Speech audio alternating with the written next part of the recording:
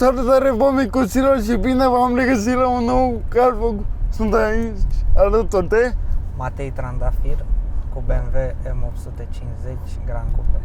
Înainte de toate, nu uitați să apăsați butonul de like și share acolo. Mă ajută foarte mult și 2000 de like-uri dacă vreți să continuăm seria de carvloguri, pentru că am o cruzută idei. Câți cai are această mașină? 530 530. și 750 de Nm. Așa? Wow, destul de puternic, aș putea spune. Are cuplu de betonieră. Cine ești tu și cu cine te ocupi în momentul actual? Deci sunt student la drept. Am fost un an student la drept în Franța, undeva lângă Marsilia. Ok.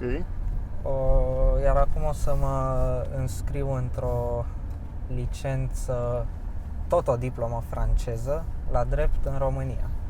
Și o să urmez și facultatea de drept românească din București. Te-a îndemnat cineva să faci asta sau ești, bă, în viitor vreau să mă fac avocat sau judecător? Sau... Nu m-a îndemnat nimeni să fac asta.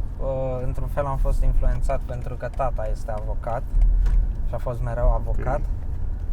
Și de când eram mic îmi povestea diverse despre meserie. Când am făcut și eu o anumită vârstă, a început să-mi explice mai în detaliu și asta m-a captivat. El chiar într-o perioadă m-a descurajat să fiu avocat pentru că e foarte complicat și... Da, mereu trebuie să înveți. Sunt unele meserii în care, uite cum ești în medicina. În medicina trebuie să înveți mereu. Așa. Chiar dacă termin la tu facultate și toate astea, tot trebuie să înveți, toată viața. Corect. Pentru că mereu apare ceva nou. Exact. Nu și aici. Da, este o autoformare continuă în orice meserie. Așa, mare, ce te face pe tine fericit? Pe mine ce mă face cel mai fericit? Ești femeile, banii și mașina. Nu, pe mine ce mă face cel mai fericit e să fiu cu familia, Da, asta să e. petrec timp cu ei, cât mai mult timp liber cu ei, în vacanțe, acasă și să mă simt bine. Și uneori cu prietenii. Depinde de zi, dar cel mai important e să stau cu familia. Uite, asta îmi place și mie, să stau cu familia și cu niște prieteni. Am puțin prieteni, dar buni și îmi place foarte mult. Da, la fel, chiar foarte puțin. Mai bine ai mai puțin prieteni decât mulți, pentru că dacă ai mulți, nu-ți dai seama cine e pe lângă tine, într-un interes. Și nu sunt prieteni în adevăratul sens al cuvântului. Da, mai bine puțin și... Adică poți avea amici cu care să ieși, dar asta nu înseamnă că sunt prieteni, știi? Mă, cum să te ești nebun? Se duce. Și asta e pe modul confort. Băieți, decolăm să vadă așa că sună. Hai că decolăm dacă e. Momentan suntem în București și așteptăm să ieșim pe stradă. Nu este un moment chiar foarte oportun să are Eco Pro, are confort și sport. Și mai are un modul individual, în care mașina detectează felul tău de a conduce și locul pe unde conduci și în funcție de asta reglează mașina, știi? Wow. Și mulți spun, foarte inteligent. Da, și mulți spun că ar fi de fapt modul confort care se transformă oarecum în modul sport atunci când ai nevoie, știi? Cam asta e. Sport plus peste sport? Da, ce tu aici? E mult peste sport. Păi atunci îi dăm pe Sport Plus. Păi o să-i dăm pe Sport Plus. Oricum, când apeși butonul de sport, te dă direct pe Sport Plus. Ok. Pentru că sportul e, după părerea mea, e inutil. Adică Sport Plus e ori confort, ori Sport Plus. Cam astea sunt modurile în care circul eu. Te-ai gândit vreodată să pleci din țară pentru un viitor mai bun? Nu, niciodată. Chiar n-aș vrea să plec. m-am decis de lucrul ăsta chiar recent. Bine, eram convins că nu vreau să stau niciodată în străinătate să lucrez acolo, dar m-am convins de lucrul ăsta și mai tare acum că m-am întors în țară și nu plănuiesc niciodată să plec.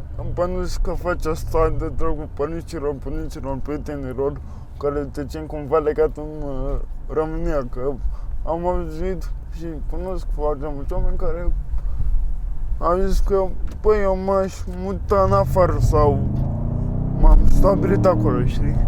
Da. Da, fiecare are Și au motive. zis, băi, eu nu plec că am aici familia, dar dacă nu aș avea familia, aș pleca. La mine e puțin diferit, în sensul că sigur că îmi convine să fiu alături de familie pe termen lung, adică să fiu în același oraș cu ei sau măcar în aceeași țară, dar sincer rămân aici pentru că îmi place România, pentru că e țara mea și pentru că nu mă simt mai bine în altă parte, știi? Nu mă simt bine înconjurat de străini. Deci n-ai idee cât îmi place eu. Bine, o să te antenționezi de acum, că o să zic că vorba asta de foarte multe ori, o să te ieși pe filmare, pentru că o să zic că oamenii bătăși, adică poți doar să spui, adică... Deci dacă îți place o mașină, spui, nu? Bă, nu e vorba că îmi place o mașină, îmi plac toate. Foarte bine.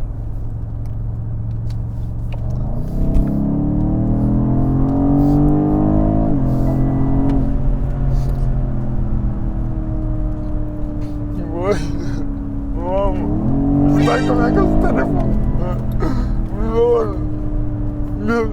Îți place? Mi-am plecat telefonul de mână, frate. Uite, așteptăm să se dea.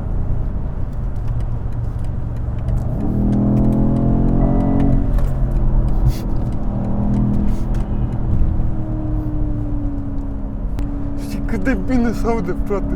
Îți place cum se aude? Da.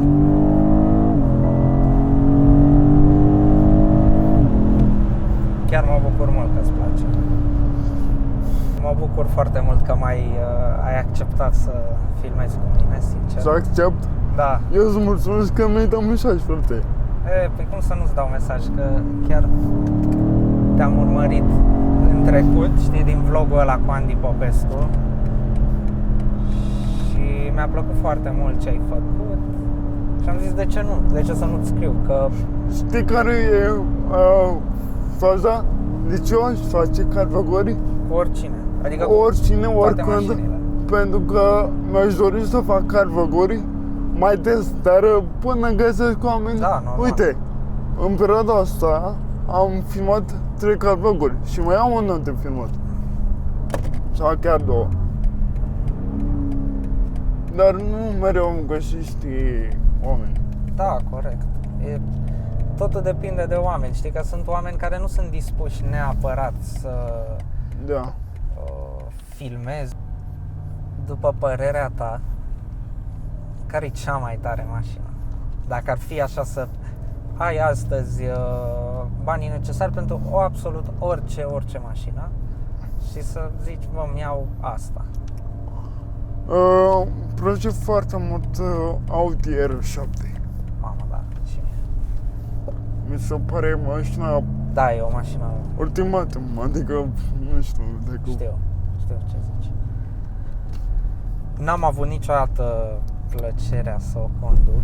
Chiar mi-ar plăcea foarte mult. Oricum, eu nu sunt fan Audi, știi, dar de fapt, când e un model ca RS7-le, nu ai cum să nu-ți placă, adică știi, e Da, mult prea tare din ce am auzit eu, știi, și cum arată.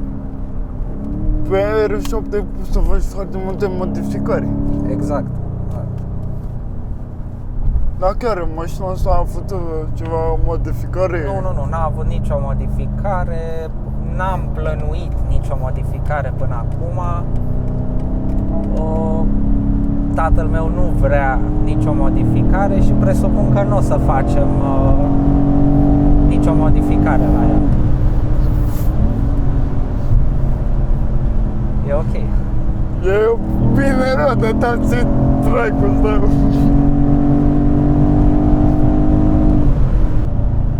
Deci acum am ajuns la locul Andy Popescu. Aici să facem 0-100 să vedem Da. cât timp scoate. Chiar cât scrie pe cartea mașinii care e 0-100? Din câte știu eu, 37, 39, nu știu exact, ceva de genul ăsta. 37? Mă, Da. să fest. Adică chiar scoate foarte bine și îmi place foarte mult că scoate de fiecare dată același timp, pentru că este 4x4, știi? Da. Și atunci nu depinde foarte mult de condițiile de drum. Avem cumva... Da, are launch control, putem să Launch facem control. launch control. Aici, din păcate, nu-i foarte bun asfaltul, dar putem să facem. Deci mai întâi trebuie să dezactivăm ajutoarele. Ok. Nu avem nivel de ajutoare. Nu avem nevoie. Păi altfel oricum nu se activează Da, launch știu, control, știu. deci degeaba Știu. Hai să vedem. trebuie să-l punem pe Sport Plus, pentru că acum a fost pe Sport individual ca să avem suspensia destul de moale. Da. Pentru că ai văzut că pe autostradă nu e wow. Așa. Trebuie ținut piciorul apăsat pe frână, Da, asta știu. accelerația la fund și... Chiar siguros. What the fuck? 150. Stai, mă, ce viral. Bă, știi unde mă...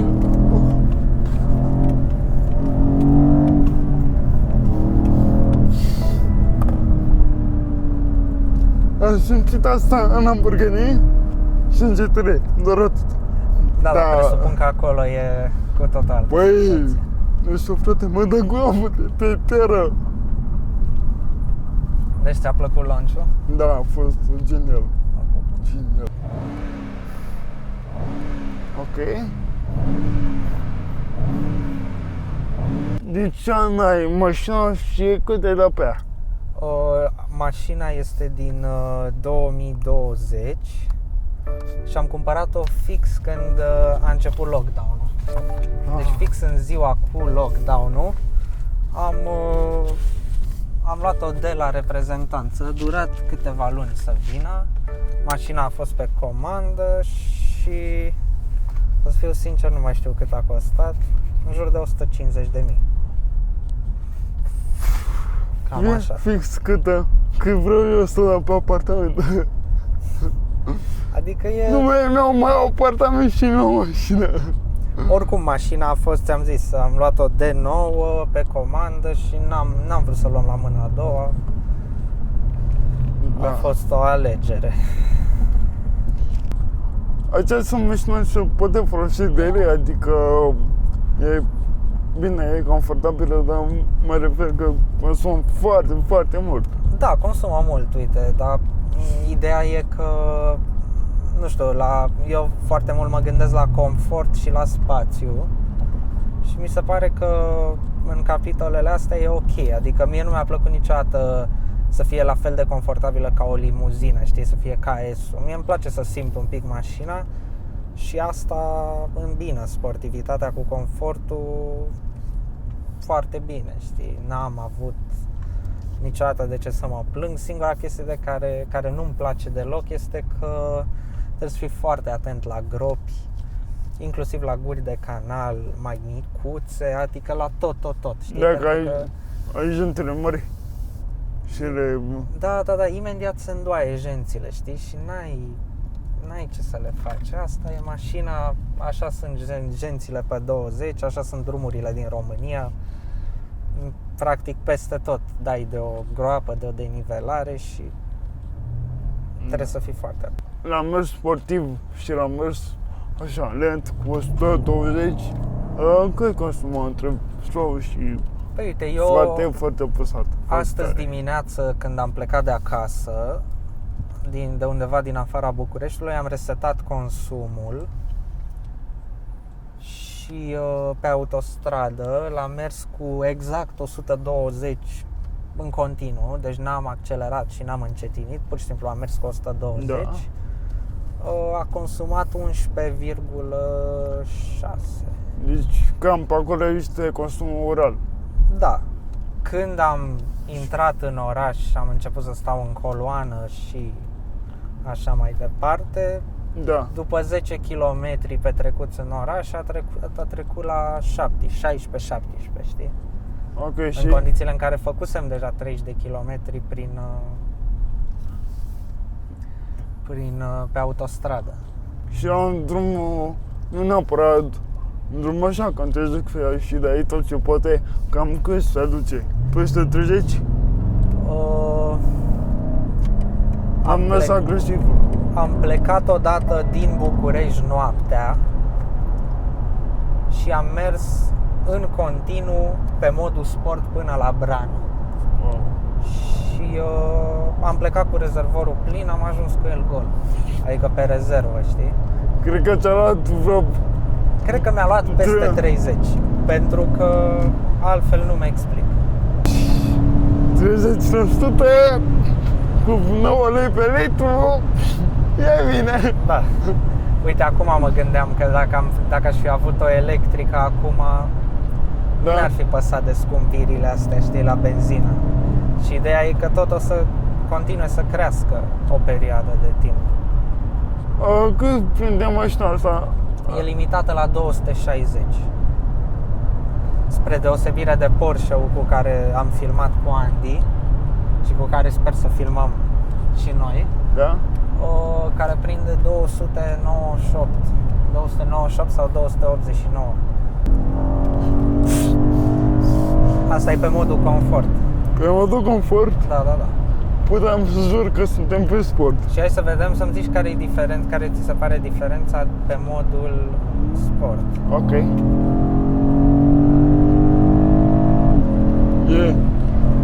E o diferență destul de mare, dacă mă întreb pe mine. Adică și pe confort te băga în scaun. Da, dar mai pe- puțin. Mai puțin, dar pe sport te dă cu iopă de titel. Exact. Și pe modul sport e și mai rigidă și mai zgomotoasă și atunci o simți mult mai tare. Crezi că Mașina te asta bucuri de e... mașina asta e magnet de gazidici, nu?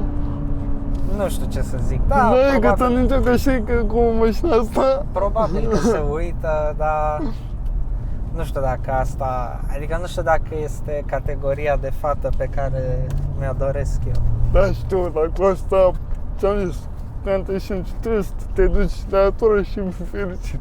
Da, probabil că atrage atenția mai mult decât cu altele, știi, dar na, întotdeauna există mașini mai tari ca asta, adică, na. Normal, normal. Visezi la o mașină pe care ai vrea să o ai în viitor?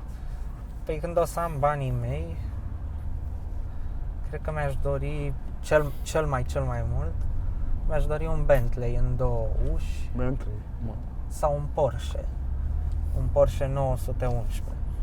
Cam astea sunt cele două mașini pe care mi le-aș dori. 911 nu ca daily, dar Bentley da, pentru că Bentley Continental? e mașină, Continental, da. Continental GT mi-aș dori foarte mult. Dar bine, acum sper să nu greșesc, uite, dacă greșesc să-mi spui tu, Bentley Continental nu costă undeva până la 500.000 de euro? Nu, Bentley Continental, prețul de pornire este undeva la 170.000, Da? din câte știu eu, da.